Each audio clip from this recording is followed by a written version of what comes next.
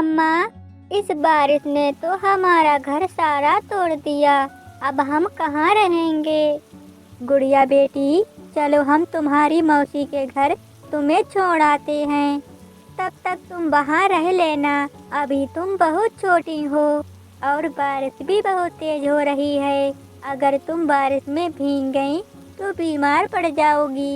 इसलिए तुम अपनी मौसी के घर थोड़े दिनों तक रह लेना। इतना बोलकर टूनी चिड़िया अपनी बेटी को लेकर अपनी बहन के घर चली जाती है। माला बहन, दरवाजा खोलो, मैं हूँ टुनटुनी। तभी उसकी नजर उसके घर पर लगे हुए ताले पर जाती है। तभी वहाँ पर मिट्ठू तोता आता है। टूनी, तुम्हारी बहन कई दिनों से बाहर गई हुई है, वो पता नहीं कब आएगी। ये कहते हुए मिट्ठू तोता वहाँ से चला जाता है। ये बात सुनकर टूनी चिड़िया बहुत चिंतित हो जाती है। पता नहीं माया बहन कहाँ चली गई हैं। अब वो पता नहीं कब आएंगी। अब मैं अपनी बेटी को लेकर कहाँ जाऊँ? एक तो ये बारिश रुकने का नाम ही नहीं ले रही है। मम्मा मम्मा, मुझे बहुत तेजी से ठंड लग रही है। आप कहीं पर चलो ना। मेरी बेटी, आप चिंता ना करो। चलो मैं आगे किसी से मदद मांगती हूँ। ये बात बोलकर टूनी चिड़िया कालू कौवे के घर पर आती है। कालू भाई, मैं दूसरे जंगल से आई हूँ। मैं अपनी बहन माया के पास आई थी, मगर वो घर पर नहीं है। वो पता नहीं कहाँ चली गई हैं। बारिश में मेरी बेटी को बहुत तेजी से ठंड लग रही थी। मुझे आसरा दे दो। जब बारिश बंद हो जाएगी तब मैं चली जाऊंगी। टूनी की ऐसी बात सुनकर कालू कौवा अपनी पत्नी के पास जाता है। पति जी, कौन आया है इतनी बारिश में हमारे घर? अरे हमारे घर के पास वो माया चिड़िया रहती है, उसका कोई मेहमान आया है, मगर वो तो पता नहीं कहाँ गई हुई है। बारिश बहुत तेज हो रही थी, इसीलिए वो हमारे घर पर आए हैं। वो कहते हैं बारिश रुकने तक हमें अपने घर में थोड़ा आसरा दे दीजिए।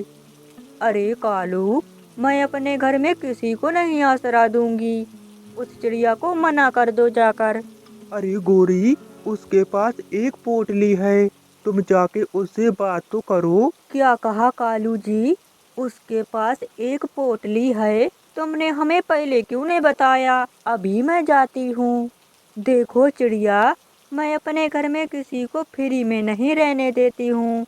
अगर तुम्हें मेरे घर में रहना है तो तुम्हें मुझे कुछ देना पड़ेगा। देखो कौवी, मेरी पोटली में अनाज है, तुम उसमें से थोड़ा अनाज ले लेना। ठीक है चिड़िया, तुम इस घोंसले में रहना और इस पोटली में से किराए का आधा दाना मुझे दे दो। फिर टूनी चिड़िया कौवी को आधा अनाज दे देती है। फिर गोरी कौवी टूनी चिड़िया को एक घोंसला दे देती है। फिर वो कौवी अनाज लेकर अपने घोंसले में आ जाती है। वैसे कालू जी, कुछ भी कहो, इस बारिश में ये चिड़िया मेरे घर आ गई और हमें बैठे बैठे फ्री में अनाज मिल गया। फिर ऐसे बातें करते करते वो सो जाते हैं। और दूसरी तरफ टूनी चिड़िया को तो नींद ही नहीं आ रही थी। वो तो अपनी बेटी के पास बैठी हुई थी। ये कौवी तो बहुत चालाक है। जल्दी से बारिश रुक जाए, मैं अपने घर सुबह चली जाऊंगी। ऐसा सोचकर टूनी चिड़िया सो जाती है और कुछ समय बाद सुबह हो जाती है। टूनी चिड़िया उठकर गेट पर बैठ जाती है। हे भगवान, ये बारिश तो रुकने का नाम ही नहीं ले रही है। अब मैं अपने घर कैसे जाऊंगी? तभी गोरी कौवी वहाँ पर आ जाती है। देखो चिड़िया, बारिश तो आज भी हो रही है। अगर तुम्हें मेरे घर रुकना है तो ये बाकी का दाना मुझे दे दो। अरे कौवी बहन, मैंने तो आपको कल आधा अनाज दे दिया था। अगर मैं आपको सारा अनाज दे दूंगी तो मैं और मेरी बेटी क्या खाएंगी? देखो चिड़िया, मैं कुछ नहीं जानती। अगर तुम्हें मेरे घर पर रहना है तो मुझे अनाज देना पड़ेगा, नहीं तो यहाँ से भाग जाओ। अरे कौवी बहन, आप ऐसा ना बोलो। मैं ऐसी बारिश में अपनी बेटी को लेकर कहाँ जाऊंगी। अरे तो मैं क्या करूं, तू तो मेरे पीछे ही पड़कर रह गई है। अगर तुझे मेरे घर में रहना है तो मुझे दाना देना पड़ेगा। फिर टूनी चिड़िया के पास जो भी बचा कुचा अनाज था वो कौवी को दे देती है और भगवान से बारिश रुकने की प्रार्थना करने लगती है। हे ऊपर वाले, कैसे भी करके इस बारिश को रोक दो, मुझे अपने घर जाना है। फिर अगले दिन बारिश रुक जाती है। टूनी चिड़िया अपनी बेटी को लेकर अपने घर की ओर जाती है कि तेज बारिश में उसका घर टूट गया था। टूनी चिड़िया अपना टूटा हुआ घर देखकर बहुत परेशान होती है। बेटी, ये क्या हो गया? हमारा घर तो बारिश में टूट गया है। अब हम लोग कहाँ रहेंगे? मम्मा, चलो हम लोग कबूतर अंकल के घर चलते हैं। हाँ बेटी, चलो।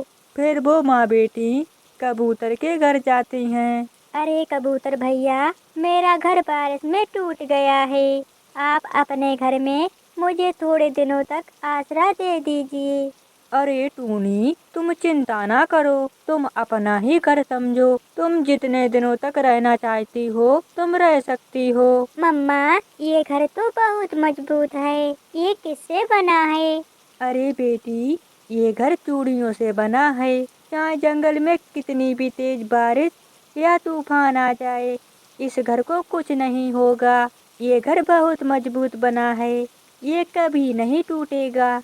फिर वो टूनी चिड़िया और उसकी बेटी कबूतर अंकल के घर रहने लगती हैं। मेरे प्यारे दोस्तों, इस कहानी को लाइक और अपने दोस्तों के पास शेयर और चैनल को सब्सक्राइब करना बिल्कुल मत भूलना। धन्यवाद मेरे प्यारे दोस्तों।